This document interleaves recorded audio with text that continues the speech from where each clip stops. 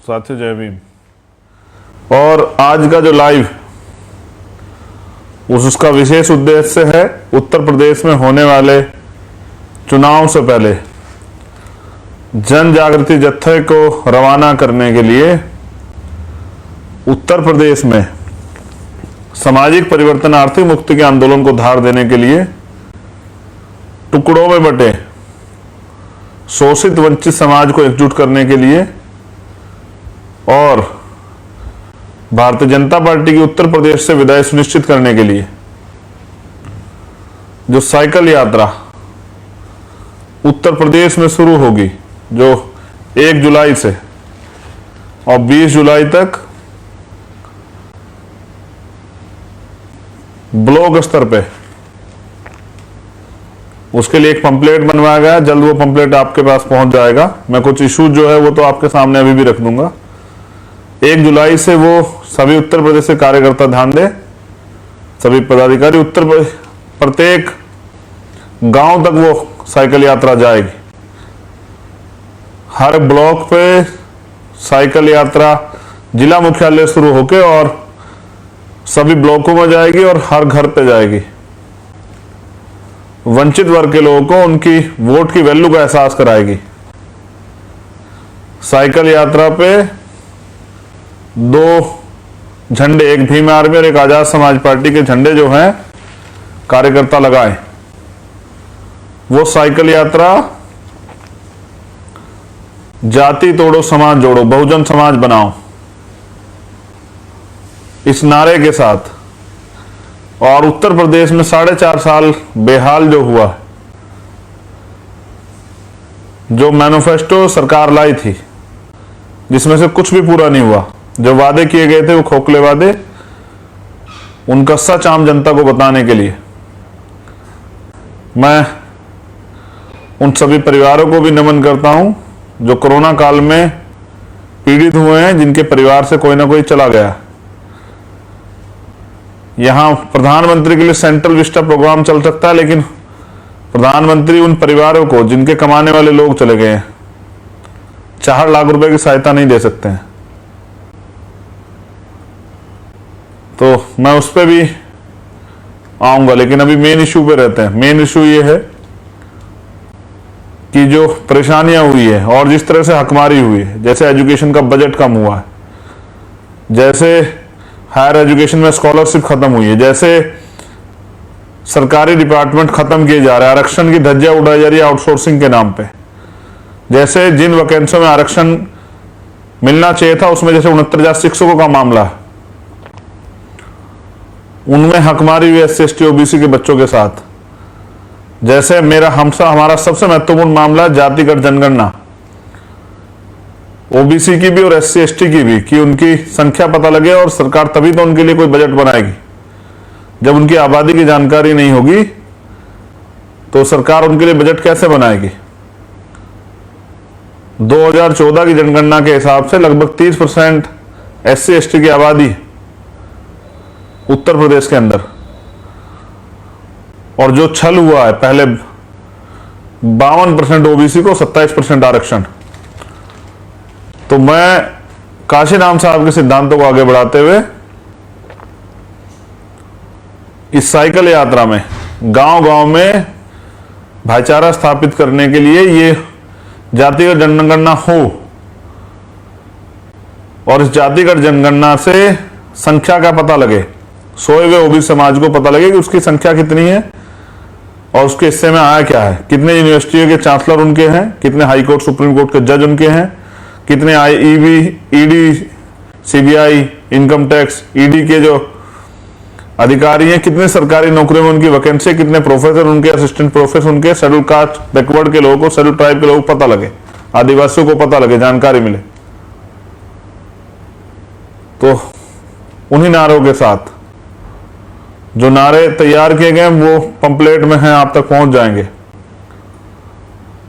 अन्यास किसी से विवाद ना करते हुए, अनुशासन में रहते हुए, बहन बेटियों का सम्मान करते हुए ये यात्रा जो है सभी ब्लॉक स्तर पे चलाएं भी। उसी दिन जो है संकल्प पत्र पढ़ के जो है ये यात्रा रोककर दूसरा जो नया संदेश है वो तैयार किया जाएगा। उसकी जानकारी आपको बीच में दे दी जाएगी। अब कमर कस लेनी चाहिए योद्धाओं को, वीरों को घर से बाहर निकलना चाहिए इस आंदोलन को बल देने के लिए। तो काशीराम साहब कहा करते थे कि जिंदा लोग मिशन चलाया करते और मुर्दा लोग मिशन को दफनाया करते। हमने मिशन को दोबारा जिंदा करने की ठानी, और ये साइकिल यात्रा की प्रेरणा मुझे कहां से मिलती है ये भी मैं आपके सामने जाहिर करना चाहूंगा। क्यों मुझे लगा कि इस वर्तमान की राजनीति के दौर में ये होना चाहिए, इसके पीछे दो बातें हैं।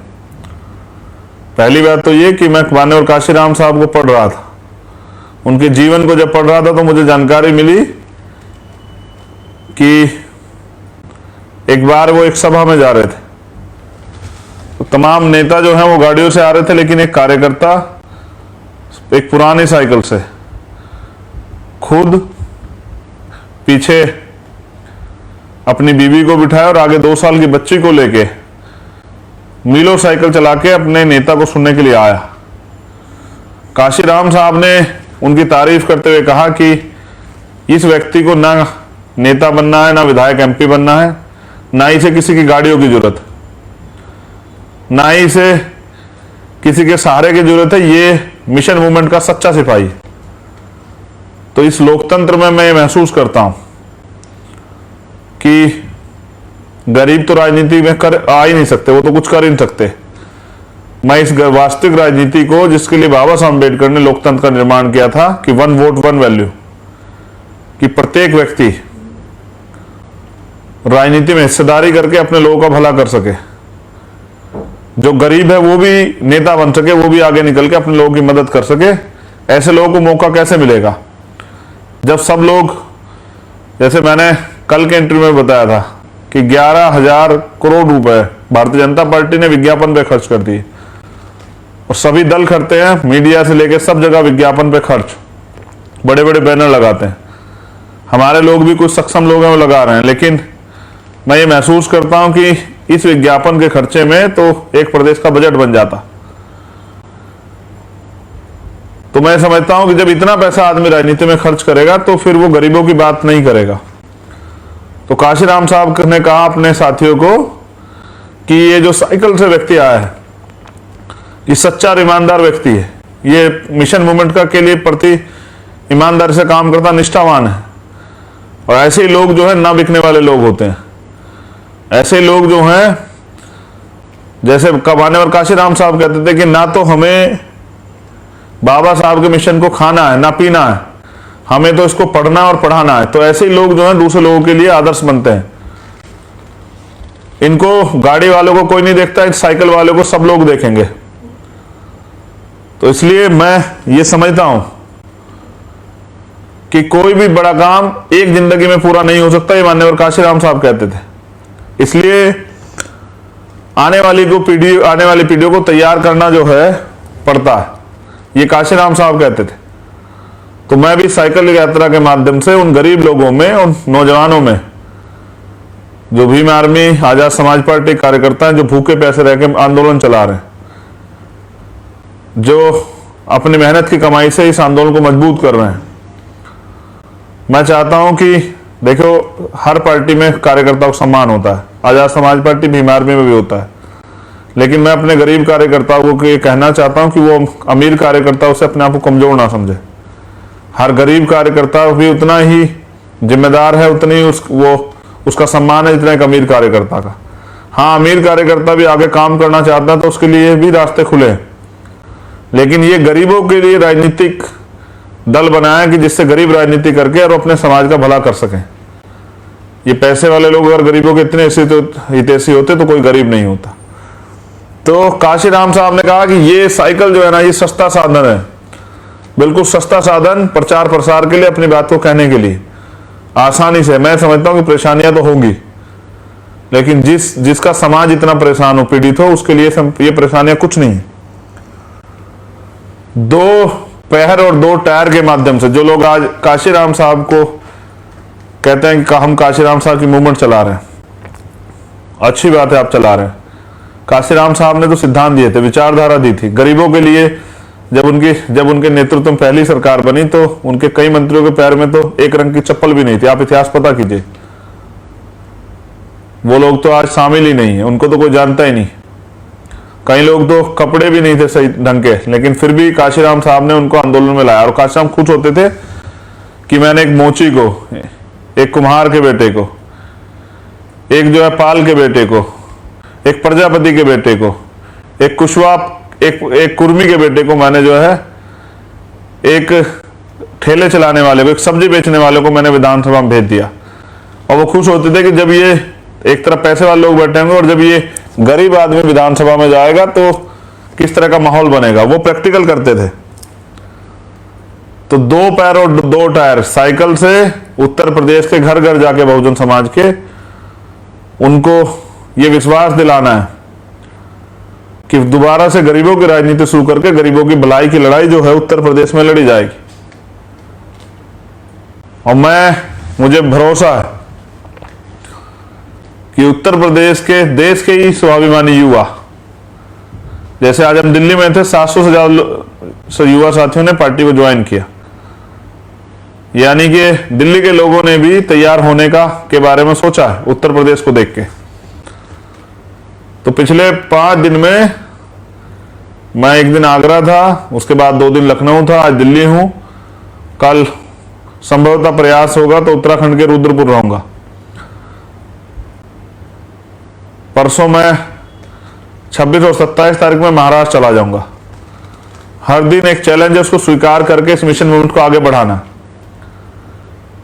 मेरी फेसबुक की रीच कम की गई है सरकार द्वारा, मेरे ट्विटर की रीच कम कर दी गई। उनको ये नहीं पता कि ये आंदोलन, जिस दिन चंद्रशेखर जोर से चिल्लाएगा अपने लोगों से, तो मेरी रीच जो है वो दिल्ली की गलियों में देखने को मिलेगी, जंतर मंतर पे। जब मैं अपने लोगों के जो अधिकार छीने गए उनके लिए दहाड़ूंगा, उनके लिए आवाज लगाऊंगा, तो मुख्यमंत्री और प्रधानमंत्री कुर्सी हिल जाएगी। तो ये आंदोलन सिर्फ साइकिल यात्रा से शुरू होकर साइकिल यात्रा पे खत्म नहीं होगा, उसके बाद भी जो है लगातार ही जारी रहेगा। और वो तमाम मुद्दे जो जिस तरह से आम आदमी असुरक्षित है उत्तर प्रदेश में, महिलाएं जो हैं वो पीड़ित हैं, ऐसी सरकार को क्या फायदा जो बहन बेटी की सुरक्षा ना कर पाए। मैं पूरे चैलेंज के साथ कहता हूं कि उत्तर प्रदेश में आजाद समाज पार्टी की सरकार आने के बाद कोई बहन बेटी किसी जाति धर्म की असुरक्षित नहीं होगी। और अगर उसके स्वाभिमान सम्मान में कोई आंच भी आएगी, आंच आएगी, उसके स्वाभिमान सम्मान कोई कमजोर करने का प्रयास करेगा, अपमान करने का प्रयास करेगा, तो उसको सजा मिलेगी, ऐसी सजा कि वो याद रखेगा।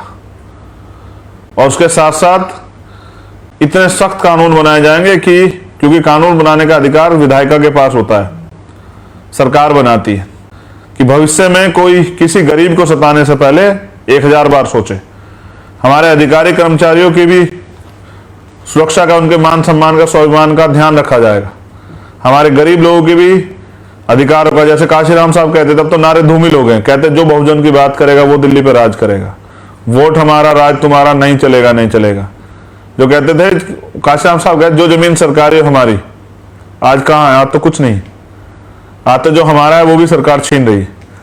तो 2 बातें बहुत जरूरी आप सब लोगों के लिए। साइकिल यात्रा, पार्टी के झंडे तैयार करने, जिन कार्यकर्ताओं पे झंडे ना हो वो हाथ से तख्तियां लिख लें। कुछ कार्यकर्ताओं के लिए मैं आज आपसे भी अपील करता हूं, और ये अपील क्यों कर रहा हूं ये भी बताऊंगा। इसलिए कर रहा हूं कि जिस मिशन मूवमेंट चलाने के लिए और आंदोलन चलाने के लिए, सत्ता हासिल करने के लिए तन मन धन तीनों की जरूरत पड़ती है। जिसके पास तन हो तन दे, जिसके पास मन हो मन दे, और जिसके पास धन हो धन दे। मैं बहुत जल्द, कल या परसों में अकाउंट नंबर जारी करूंगा आजाद समाज पार्टी काशीराम का। मैं नहीं चाहता कि ये मूवमेंट मुझे दूसरों के सहारे पे चलानी पड़े, क्योंकि मैं सिद्धांत से समझौता नहीं कर सकता हूं। जो मैं रोज कहता हूं उसको दोहरा देता हूं कि सूरज पश्चिम से निकल सकता है, लेकिन चंद्रशेखर आजाद ना रुक सकता है, ना बिक सकता है, ना झुक सकता है, और ना ही किसी कीमत पे माननीय काशीराम साहब और बाबा साहब अंबेडकर के मिशन आंदोलन से समझौता कर सकता है। कल एक पत्रकार साथी कह रहे थे कि सत्ता मिलने के बाद लोग बदल जाते हैं। ये सत्ता की लड़ाई, सत्ता तो मात्र साधन है, असली लड़ाई तो व्यवस्था परिवर्तन की है, जिस व्यवस्था ने आज भी हमारे लोगों को मजबूर किया है ये परेशानी का जीवन जीने के लिए। तो मैं पूरे देश में घूमता हूं, ये महसूस करता हूं कि सत्ता प्राप्ति के लिए तन मन धन तीनों की जरूरत होती। मैं ये बात इसलिए दोहरा रहा हूं कि हमारे लोगों को समझ आए। मैं अपने गरीब कार्यकर्ताओं से भी कहना चाहता हूं कि ये मूवमेंट आपके अपने संघर्षों से तैयार हुई है। इसे कोई पूंजीपति फंड नहीं करता है, इसे कोई पैसे वाला फंड नहीं करता है। ये आपके मेहनत की कमाई से, जो आप भूखे प्यासे रह के संगठन पार्टी के लिए चंदा जुटाते हैं, उससे पार्टी चलती, उससे संगठन चलता है। हम गरीब जरूर हैं लेकिन बिकाऊ नहीं है। इस स्वाभिमान की इस जमीर को कोई खरीद नहीं सकता है, क्योंकि एक महापुरुष ने कहा है कि सिर्फ सांसों का रुकना मौत नहीं होती, जिसका जमीर मर जाता है वो भी मर जाता है। तो मैं अपने जमीर को मरने नहीं दूंगा। इसलिए मैं समझता हूं, और ये बात मैं आपको इसलिए भी कह रहा हूं कि इसको लाखों लोग सुनेंगे, कि जिस समाज के लोग आज भी फुटपाथ पे भूखे पेट सो रहे हो, जिस समाज के लोग आज भी फुटपाथ पे भूखे पेट सो रहे हो, जो मोहताज हो रहे हो, जो रोटी रोटी के लिए तड़प रहे हो, जिनकी माताओं बहनों के तन पे, क्योंकि मैं पूरे देश में घूमता हूं, आज भी वस्त्र ना हो, जो आज भी जिस समाज को जातिगत अन्याय अत्याचार का सामना करना पड़ता हो, उस समाज के नौकरी पैसे वाले लोग, बिजनेस करने वाले लोग एसी में कैसे सो सकते हैं? Go back to society and go back to society. समाज में जाओ, समाज को जोड़ो, भाईचारा स्थापित करो, समाज की मेहनत ईमानदारी के से दिए हुए सहयोग से पार्टी मिशन मूवमेंट चलाओ। धीरे धीरे चीजें समझ रहा हूं और समझ के उनको अमल में ला रहा हूं। एक तरफ तमाम पैसे वाले लोग हैं जिनके पास तमाम पूंजीपति हैं, अडानी अंबानी जैसे। मेरे पास मेरी सबसे बड़ी ताकत है तो मेरा समाज, ये वंचित वर्ग, बहुजन समाज के लोग। तो जो लोग साइकिल यात्रा में प्रत्यक्ष या अप्रत्यक्ष रूप से शामिल नहीं हो पाएंगे, वो धन से मदद करें। वो साइकिल, एक सिंपल साइकिल जिसकी जितनी क्षमता हो, वो जिला कार्यालयों पर पहुंचाएं, क्योंकि जो कार्यकर्ता बिल्कुल संसाधनहीन है और साइकिल यात्रा में जाना चाहता है, उसकी मदद हो जाए, जिससे कि झंडे तैयार हों, जिससे कि मैं साथियों से कहना चाहता हूं कि भाई वॉल पेंटिंग भी करनी, सस्ते संसाधनों को, इस राजनीति को इतनी सस्ती करना है कि गरीब का बेटा भी जो है ना वो सपना देख सके। ये राजनीति सिर्फ अमीरों के लिए ना रहे, इसलिए जो है अपनी लड़ाई को अपने कंधों पर लड़ना है। और वो नौजवान किस काम का है जिसके समाज की बहन बेटियों का रेप होता है, हत्या होती है, सामूहिक दुष्कर्म होता है। ये तो उत्तर प्रदेश में आम बात हो चुकी है और वो चुपचाप घर बैठा है।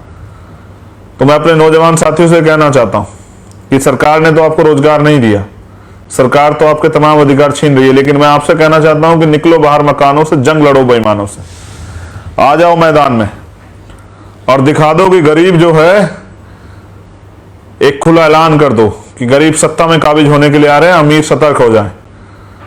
और आने वाला राज गरीबों का होगा। बाबा साहब अम्बेडकर ने भी कहा कि 21 सदी हमारी।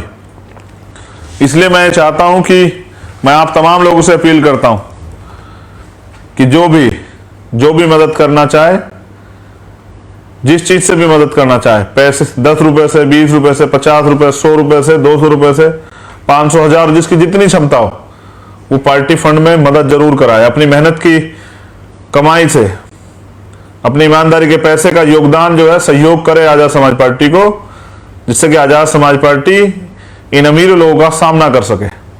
हालात बहुत अच्छे नहीं। बीजेपी कहती है कि 50 साल राज करेंगे, वो कहते 2024 के बाद चुनाव नहीं होंगे। नेता लड़ना नहीं चाहते हैं, नेता रोड पे आना नहीं चाहते हैं, नेता अपनी बात कहना नहीं चाहते हैं, भीम आर्मी के कार्यकर्ता चैन से बैठना नहीं चाहते हैं। वो दिन रात लोगों को जोड़ रहे हैं, वो जहां भी अन्याय होता है अन्याय पे को न्याय दिलाने के लिए जाते हैं। मैं अपने सभी साथियों से भी ये कहना चाहता हूं, भीम आर्मी आजाद समाज पार्टी के, जिनसे समझौते होते हैं उनसे संघर्ष नहीं होते। आपस में मत लड़िए, आपस में किसी विवाद को मत आने दीजिए। दुश्मन लड़ाने का बड़ा प्रयास करेगा। जो लोग अपने लोगों से प्यार करते हैं, मिशन मूवमेंट का काम करते हैं, वो उन लोगों से लड़ते हैं जिन्होंने अधिकार छीने हुए हैं, जिनकी वजह से गुलामी है, अत्याचार है। वो अपने लोगों से नहीं लड़ते हैं। तो जो मिशन के लोग हैं वो इन सब चीजों से दूर रहें। तो मैं फिर दोबारा अपील करता हूं, ये आपकी भी जिम्मेदारी। बाबा साहब अम्बेडकर ने 18 मार्च 1956 को जो कहा था कि मुझे मेरे पढ़े लिखे लोगों ने धोखा दिया, और उन्होंने ये भी कहा कि बड़ी मुश्किल से मैं इस कारवा को यहां तक लेकर आया हूं, अगर आप इसे आगे नहीं ले जा सकते तो उसको पीछे मत जाने देना। मैं आप लोगों से कहना चाहता हूं कि उनका कारवा पीछे जाने के कगार पे है। हम लोग तैयार है मैदान में आने के लिए, और मैदान में हैं भी। अब आपकी मदद की जरूरत है। उन्होंने ये भी कहा, मैंने एक दिन पहले भी सुनाया था लाइव में, कि मैं बहुत दूर तक देखता हूं कि कोई भी एक भी नौजवान ऐसा नहीं दिखाई देता जो इस तंबू का बंबू बन के इस कारवा को आगे बढ़ाने के लिए काम करे, जिससे कि मैं चैन से मर सकूं। फिर मेरे रहबर काशीराम साहब ने इसका बीड़ा उठाया। राष्ट्रपिता ज्योतिबा फूले जो महाराष्ट्र में पैदा हुए, उनके आंदोलन को छत्रपति साहू जी महाराज ने आगे बढ़ाया। उस आंदोलन को मध्य प्रदेश में पैदा हुए बाबा साहब अम्बेडकर ने आगे बढ़ाया। उनको पढ़ के उस आंदोलन को मान्यवर साहब के काशीराम ने जो पंजाब में पैदा हुए उन्होंने आगे बढ़ाया। और वो आंदोलन जो रुक गया उसको आपका ये भाई बेटा जो सहारनपुर में जन्मा उत्तर प्रदेश में, उसको पूरा करने के लिए निकला। एक तरफ तमाम अमीर लोग हैं जो चाहते हैं चंद्रशेखर एक दिन भी ना जिए, जो चाहते हैं उसकी हत्या कर दी जाए, उसके ऊपर जो रोज आरोप लगाते हैं, झूठे सच्चे आरोप, तमाम तरह से हमारे कार्यकर्ताओं को जाति धर्म के नाम पर गुमराह करने का काम करते हैं। लेकिन वो भी जानते हैं कि वो चंद्रशेखर का सामना नहीं कर सकते हैं, क्योंकि चंद्रशेखर मान्यवर काशीराम साहब और बाबा साहब अम्बेडकर के सिद्धांत, त्याग, बलिदान, संघर्ष के को अपने सिद्धांत मानता है, जो उनके आदर्शों पे चलने का काम करता है, जो वापस गरीबों के मूवमेंट को जिंदा करके गरीबों के लिए न्याय के रास्ते खोलना चाहता है, जो चाहता है कि गरीब लोगों को भी राजनीति में हिस्सेदारी मिले। और मेरे साथ हैं वो करोड़ों लोग जो तैयार हुए हैं भीम आर्मी और आजाद समाज पार्टी की इस मूवमेंट से। मैं धन्यवाद देता हूं भीम आर्मी के ईमानदार कार्यकर्ताओं का, संघर्षशील कार्यकर्ताओं का। आप हो तो मैं हूं। लेकिन मैं ये भी कहना चाहता हूं कि पढ़ने से प्राप्त होता है ज्ञान, या इतिहास को जानने से प्राप्त होता है ज्ञान, ज्ञान से मिलती है शक्ति, शक्ति से मिलता है परिवर्तन, शक्ति से होता है परिवर्तन। और इस परिवर्तन को करने के लिए, सत्ता के साथ व्यवस्था परिवर्तन के इस आंदोलन को आगे बढ़ाने के लिए मुझे आप सब लोगों के सहयोग की जरूरत है। मैं ये भी जानता हूं मेरे एक कहने पे हजारों कार्यकर्ता अपना मोबाइल बेच के साइकिल खरीद लेंगे, लेकिन वो फिर मुझे सुनेंगे कैसे? मैं उन कार्यकर्ताओं का दिल से आभार प्रकट करता हूं। मैं उनकी भावनाओं की भी कदर करता हूं कि वो परसों मैं लखनऊ था, मैंने कार्यकर्ताओं से संदेश दिया, 20-25 कार्यकर्ता थे, कि भाई ये आपकी मूवमेंट है, भीम आर्मी से जननी है, भीम आर्मी से तैयार हुई आजाद समाज पार्टी। भीम आर्मी जो है मां है आजाद समाज पार्टी की। तो मां अगर बच्चों का ख्याल नहीं रखेगी तो कैसे चलेगा? ये समाज जो है, ये समाज सारा भीम आर्मी का है। तो आप विश्वास कीजिए, एक कार्यकर्ता मेरा छोटा भाई, उसने अपनी मेहनत की कमाई से, मुझे नहीं पता, उसको देख के नहीं लगता कि वो कमाता होगा, उसने अपनी जेब से 100 रुपए निकाल के मुझे दिए कि भैया ये मेरा योगदान। और मैं भावुक होने से नहीं रोक पाया अपने आप को। मैं समझता हूं कितना विश्वास, आपका विश्वास बहुजन समाज को सत्ता में लाएगा, आपका राज स्थापित होगा, कमजोर वंचितों की आवाज सुनी जाएगी, उनको न्याय मिलेगा, नौजवानों के लिए रोजगार के रास्ते खुलेंगे, महिलाओं बहनों के पे जो अन्य अत्याचारों में बंद होंगे उनको स्वाभिमान सम्मान का जीवन मिलेगा, आपको अधिकार मिलेंगे, इस जीवन से, गुलामी के जीवन से मुक्ति मिलेगी। लेकिन ये सब हो पाएगा तभी जब सत्ता आएगी। तो सत्ता से अभी हम लोग दूर हैं, लेकिन ऐसा नहीं कि नामुमकिन है कि सत्ता ना आए। अगर पूरी ईमानदारी से 20 दिन वर्करों ने अपना काम किया, मैं खुद भी किसी भी जिले में पहुंच सकता हूं यात्रा में शामिल होने के लिए, ये देखने के लिए क्या आप लोग जो पदाधिकारी कार्यकर्ता बने बैठे समाज को धोखा तो नहीं दे रहे हैं। मैं ये जानने के लिए, जहां तक मैं मानता हूं कि इस बात का तो मुझे विश्वास है कि ऐसा नहीं होगा, लेकिन मेरी जिम्मेदारी है एक लीडर होने के नाते अपने साथियों कार्यकर्ताओं को, जो मेरा परिवार है, उन पर ध्यान रखना। तो मैं आपसे अपील करता हूं, कल या परसों में मैं अकाउंट नंबर जारी करूंगा और मैं किसी पूंजीपति, किसी उद्योगपति, किसी पैसे वाले के इशारे पे इस मूवमेंट को नहीं चलाऊंगा। काशीराम साहब कहते जो सहारा देगा वो इशारा भी देगा। जब मैं दूसरों के सहारे इसको चलाने के बारे में सोच भी नहीं सकता हूं तो किसी के इशारे का तो मतलब ही नहीं बनता है।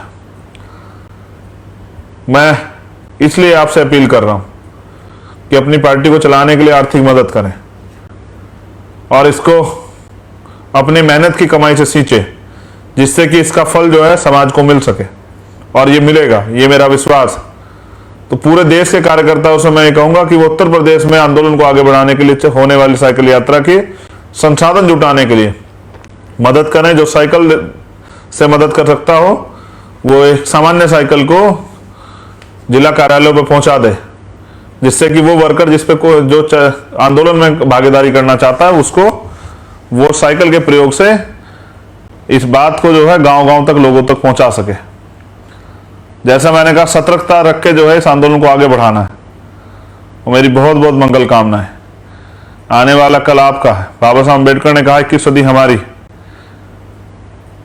मैं पढ़ता रहता हूं इतिहास को, अपने रहबरों को, अपने गुरुओं, महापुरुषों को, वो मुझे सीख देते हैं।